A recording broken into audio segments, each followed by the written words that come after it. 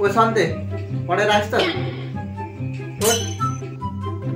हजुर sir.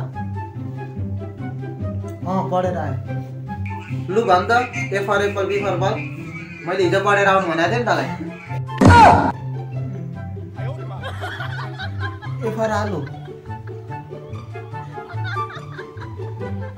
Be for बोका।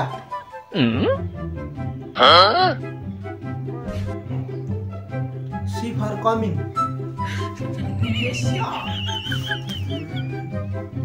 Am for monkey. तँलाई किताब हेर्न भनेको किताब नहेरी भन। होइन सर किताब हेरेको होइन, तपाईँको अनुहार हेरेर भनेको। धेरै बाटो नहो, अब व्याकरण पढाउँछु तँलाई।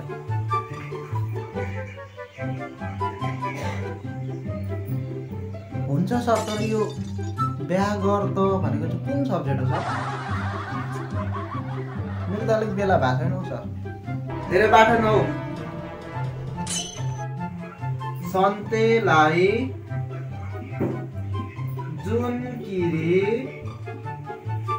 मन पर्दैन। किन मन पर्दैन? जुन किरी नै मन पर्छ। धेरै बढी नबोल। अब तँलाई म अर्को एउटा क्वेसन सोध्छु। खुट्टाहरू हेरेर चराको नाम के हुन्? लु भन त धेरै बाटो नभए। थाहा भएन सर।